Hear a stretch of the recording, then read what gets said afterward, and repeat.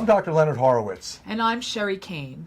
And this is a special report on the growing emergency outbreak of Ebola, now demanding governments and news agencies resources worldwide to put a stop to the pandemic to save lives. Dr. Horowitz is one of the world's leading experts on emerging diseases, having published 17 books and 5 documentary films, mostly covering the frightening topic.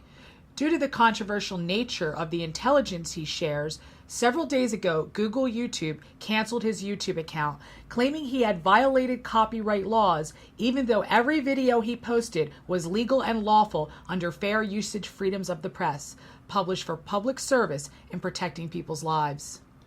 Primarily, my works have been largely censored for exposing the risks to people worldwide of pandemics sourcing mostly from biological weapons laboratories, including HIV/AIDS and the current Ebola emergency.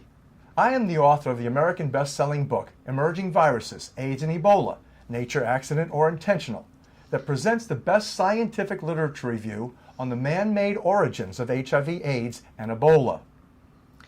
In a few minutes, to help everyone grasp what is really happening with the current Ebola pandemic and people's growing fears about this horrible infection, we're going to tell you how to download a free copy of Dr. Horowitz's Chapter 21 in his Emerging Viruses book titled Marburg, Ebola, and Chilling Propaganda in the Hot Zone.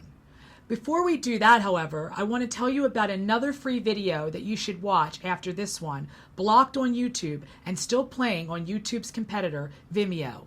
On Vimeo's Revolution television channel that features my works as well as Dr. Horowitz's outstanding educational videos, there is a video there titled NSA, CIA Trolls Destroy Heroes to Profit Villains, Snowden WikiLeaks Evidence Protection Racket for Death Industry that you must watch.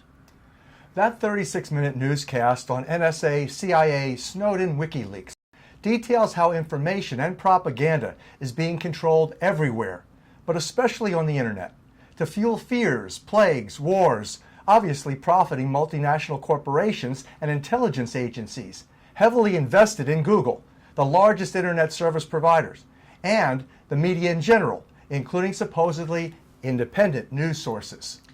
The chapter Dr. Horowitz has authorized to be distributed to you for free in light of the growing Ebola emergency includes a scientific literature review of the real origin of the Ebola virus from American and German biological weapons labs in 1967, with the first major publicized outbreak occurring in 1976.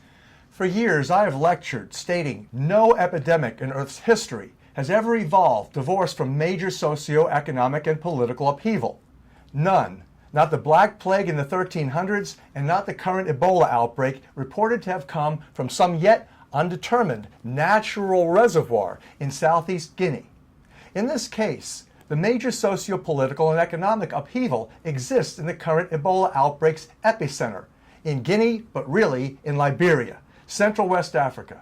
And I conclude, based on my knowledge of science, history, geopolitics, and economics, that the current Ebola Zaire strain, frightening and killing people worldwide, came from a refrigerator, not some yet to be determined animal or natural reservoir. Let me first comment on a recent World Health Organization, that is WHO, press release from March 2014. It says here that although the Ministry of Health of Guinea notified the World Health Organization of the outbreak from the, quote, forested areas, end quote, 6 of 7 blood samples tested at the Institut Pasteur in Lyon, France, were positive for the Ebola virus, confirming that the first Ebola hemorrhagic fever outbreak in Guinea was confirmed to be the Ebola strain from Zaire, and that's important. 7 additional cases were confirmed by the Institut Pasteur laboratory, facilitated by the World Health Organization, or WHO. The WHO report goes on to claim that at the early stage of the pandemic, 2 suspect cases tested negative by the Institut Pasteur deployed in Guinea. In quotes, the initial report suggested that the suspect case in Canada, who traveled to Liberia, also tested negative. And 2 samples from 6 suspect cases, including 5 deaths from Liberia, have been taken and are to be investigated. Now you see there's a typo or a grammatical error in the sentence published by the WHO that Sherry just read. And maybe it was no error, but really a distraction or a diversion or a psychological ploy to divert from the reported lack of information from Guinea. Indeed, the deaths that occurred in Liberia, where the pandemic has been most devastating, appear to be the target or the epicenter for this horrible outbreak, and for good cause. We will describe our concerns about the Liberian socio-economic, political, and commercial environment in a minute, but I suggest you pay attention next to the fraudulent background on Ebola published by the World Health Organization, the WHO, in this official early release, because it strongly evidences, according to Dr. Horowitz, scientific fraud and pure propaganda. Indeed. The WHO's March 25, 2014 press release goes on to state that Ebola virus disease outbreaks occur primarily in remote villages in Central and West Africa, near tropical rainforests, that the virus is transmitted to people from wild animals, although they have no legitimate scientific support whatsoever to make that claim. They further claim that fruit bats of the Pteropodidae family are considered to be the natural host of the Ebola virus. And to support that bogus claim, strongly evidencing fraud and conspiracy to commit bioterrorism and mass murder through the U.S. Centers for Disease Control, or CDC, in Atlanta, that ridiculous statement is primarily supported by a January 16, 2013 report by the environmental front organization called EcoHealth Alliance in New York, titled Ebola Virus Antibodies in Fruit Bats, Bangladesh, published by the CDC's own Vanity Press. Now, first of all, most people know that Bangladesh is in Asia, not Africa. Second, the study allegedly found only 4% of 276 bats supposedly tested positive for antibodies. And that 4% positive may have been an artifact or error, just like the grammatical error in the WHO's propaganda that Sherry just read you. And that this alleged antibody discovery may be either a laboratory error or more likely scientific fraud, because the most important factor is that this deceptive antibody business appears to be the same scam that the CDC committed in 1967, immediately following the outbreak of the mother of Ebola called Marburg, at which time the CDC clearly sabotaged international efforts to locate the source of the outbreak. And you can read this in the portion of the book that I've authorized publishers and distributors to grant you as a free download. And one of the most esteemed scientists in the world at that time, Dr. Rudolf Siegert of the Hygiene Institute of Philipps University in Marburg, Germany, the city where the virus first broke out from a vaccine manufacturing plant, wrote about it also did simultaneously in Frankfurt, Germany, and Belgrade, Yugoslavia at the time, also from vaccine plants who received shipments of 500 to 600 contaminated monkeys supplied by Lytton Bionetics Research Labs, a leading U.S. military bioweapons contractor and the vaccine industry's leading supplier of monkeys, monkey viruses, and cancer research media for also vaccine research and development. A study conducted into the source of those infected monkeys censored the name and bioweapons operation of Lytton Bionetics Animal and Virus Supply Company. The media and scientific world censored the name of the company that shipped contaminated animals, newly developed viruses, and the virus-growing media to bioweapons contractors in Falls Church, Virginia, and the Congo, also called Zaire, where Ebola broke out in 1976.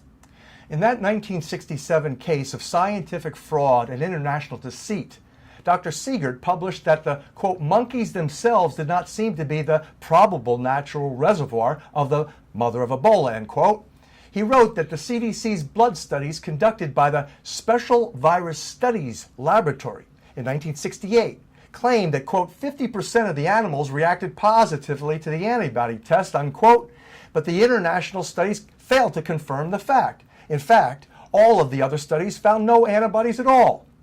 Siegert wrote this in his conclusion, quote, with such widespread CDC alleged contamination, it is difficult to imagine why no cases have occurred until now involving humans having close contact with monkeys, end quote. The same thing goes for the fruit bats today. Dr. Horowitz's research goes on to explain and evidence using actual copies of U.S. government National Cancer Institute contracts that the Ebola virus was bioengineered for bioterrorism and quick kill population control by the same labs that brought us the HIV/AIDS from contaminated chimpanzees used to produce the earliest hepatitis B vaccines tested in gay men in New York City and black women in Central Africa. In fact, YouTube just blocked my channel containing my videos watched by millions of people, extracted from my documentary film titled In Lies We Trust, the CIA, Hollywood, and Bioterrorism, in which the maker of that hepatitis B vaccine that caused the initial outbreak of AIDS in New York City and Central Africa, Dr. Maurice Hilleman, the chief at Merck, admitted what I'm telling you here, that he brought the AIDS virus into North America in contaminated animals used to develop and test Merck's hepatitis B vaccines. But getting back to Ebola, I show you in my book Emerging Viruses, AIDS and Ebola, Nature, Accident, or Intentional, that another world-leading expert in emerging viruses, Dr. Seymour Coulter, proved that the antibody test used by the CDC was not specific enough to evidence Ebola virus infection in the animals. He confirmed Dr. Siegert's conclusion that the CDC sent the virology world on a wild goose chase. And today the CDC is sending the scientific world on a wild bat chase using the same scam. Now consider what is happening in Liberia today besides the Ebola devastation, reflecting on what Dr. Horowitz stated at the beginning of this video. No epidemic in Earth's history has ever evolved divorced from major socioeconomic and political upheaval. In fact, Liberia appears to be the world's most tumultuous and controversial country on earth, sociopolitically, economically, and commercially, as related to new oil drilling operations off its coast and money pouring into the country from the International Monetary Fund due largely to the work of the country's high-profile president, Ellen Johnson Sirleaf, the winner of the 2011 Nobel Peace Prize and 2012 Indira Gandhi Prize for Peace, Disarmament, and Development. President Sirleaf was awarded an honorary Doctor of Law degree from Harvard University, my alma mater. And that was done in 2011, not long ago. And the African Gender Award that same year she was given, despite being openly opposed to homosexuality. She also won the 2010 Friend of the Media Award of Africa, despite gross corruption in her country, persecuting journalists who, like me and Sherry, exposed political corruption. As of 2014, Ms. Sirleaf is listed as the 70th most powerful woman in the world by Forbes magazine. According to Wikipedia, which is widely known to be a mouthpiece for Western intelligence, President Sirleaf offered the United States land to establish the United States Africa Command, AFRICOM, but America refused her offer, opting for Stuttgart, Germany, for the command's headquarters instead. Recently, Sirleaf strengthened relations with the People's Republic of China, reaffirming Liberia's commitment to the One China policy. In return, China contributed to Liberia's reconstruction funds, building several broadcasting transmitters to extend the Liberian broadcasting system, and a new campus for the University of Liberia. So at the same time China and America are being wooed by Liberia's president, these two nations are vying for military and economic dominance over planet Earth, with both superpowers cranking out increasing amounts of propaganda to justify World War III. Sirleaf encourages peace, however, condemns all war makers, and now she's fighting a war against Ebola. Now, most people who have studied history or my books and films know that at the heart of the American military might, as well as the emerging viruses and the disease defense industry, stands the Rockefeller family, the Rockefeller Foundation, the Rockefeller-directed American Public Health Association, the Rockefeller-directed American Medical Association, the Rockefeller-directed J.P. Morgan Chase banking cartel, and the Rockefeller-controlled ExxonMobil Energy Company. Most people who have studied Dr. Horowitz's books and films know that viral outbreaks and bioterrorism are most often schemed and administered to advance commercial and political agendas that go hand in hand with the media fanning flames of fear. The 2001 anthrax mailings in the wake of 9/11, what many of us now believe was an inside job, is one classic example of a bioterrorist act conducted to sell the deadly drug Cipro, as well as the U.S. Patriot Act, both in one fell swoop. The Cipro sales scam was aided and abetted by the CDC and the FDA that falsely claimed the toxic antibiotic Cipro was the best way to treat anthrax, a totally deadly and debilitating lie. And the Patriot Act was used to condemn Americans to a corporate fascist globalist regime controlled by multinational corporations that work through Wall Street and Goldman Sachs to control the U.S. Treasury and U.S. military from Berlin and London.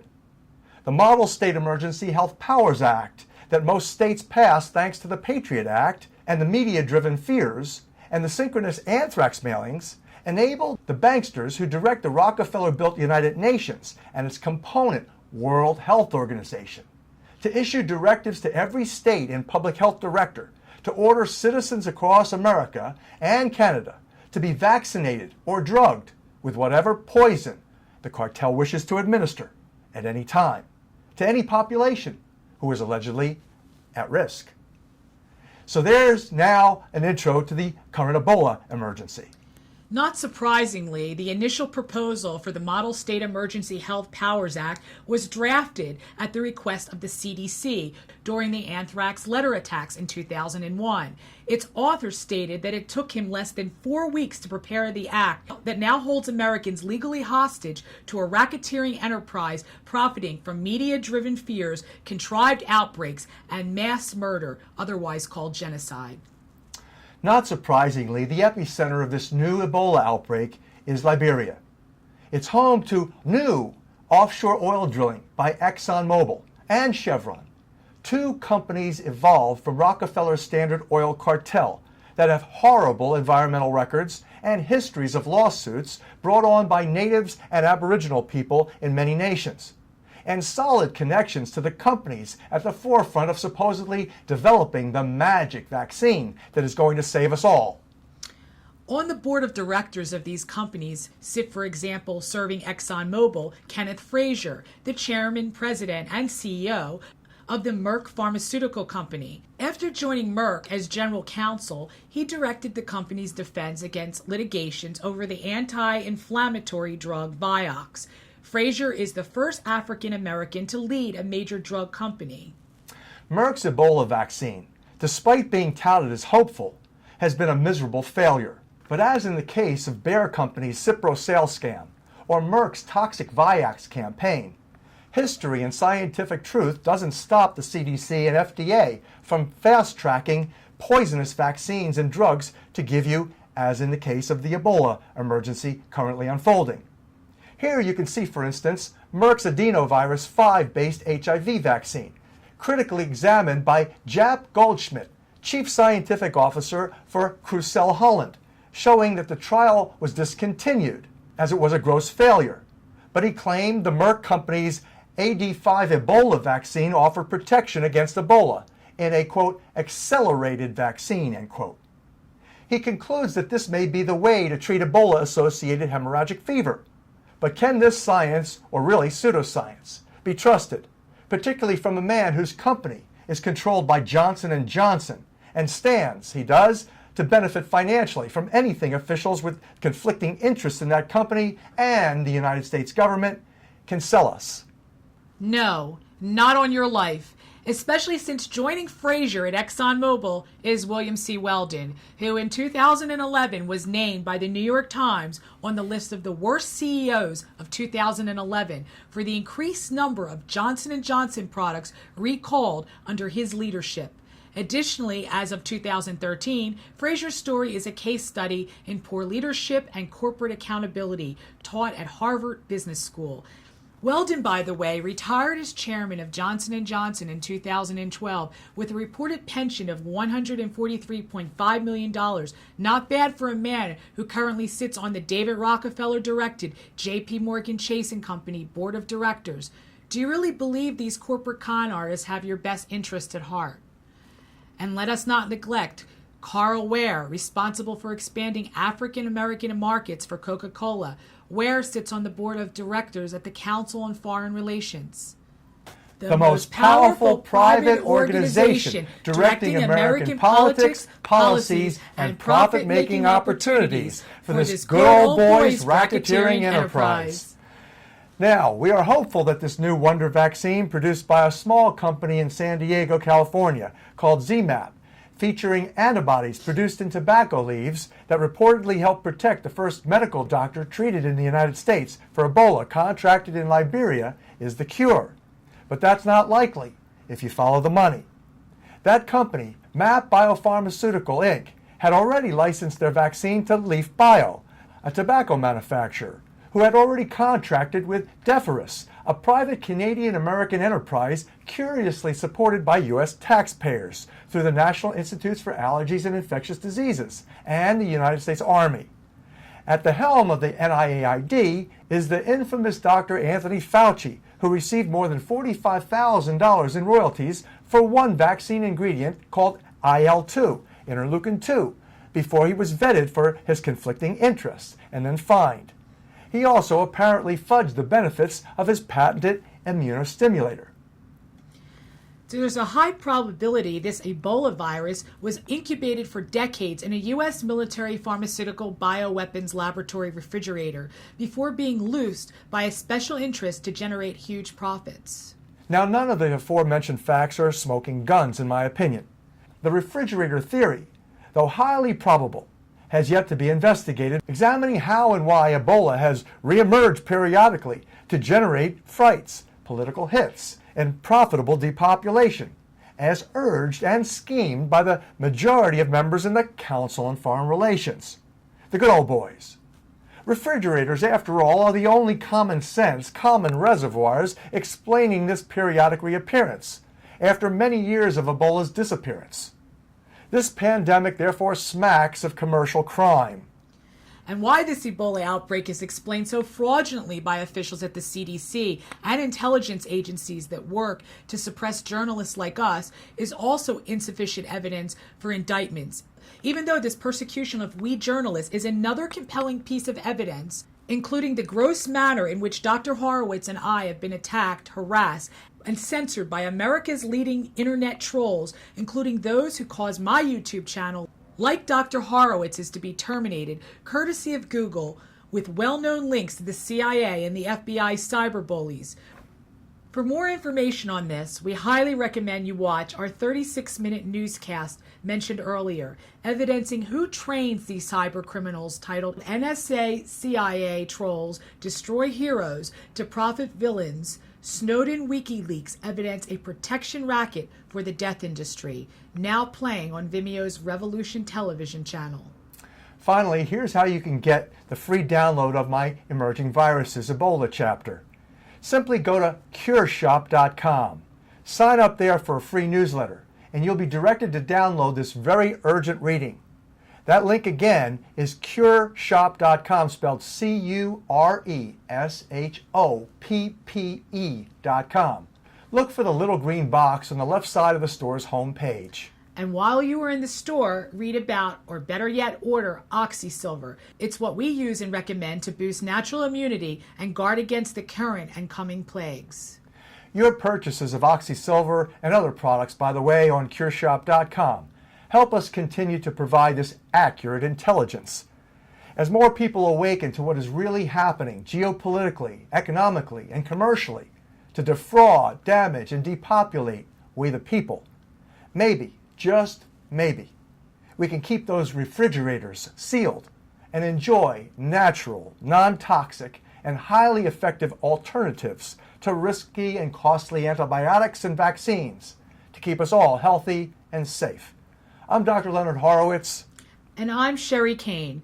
Thanks for viewing and spreading this life-saving information. Please work with us to expose this deadly pandemic for what it is, a commercially contrived assault on humanity. This message of truth is urgently needing public debate. Help us and everyone by sharing this intelligence.